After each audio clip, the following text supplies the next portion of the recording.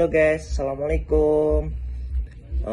Hi everyone, I went to my father. His name is Irham Shah, and he is 59 years old. He is a businessman who works every day to support our family. He is live in Croy with me and my family.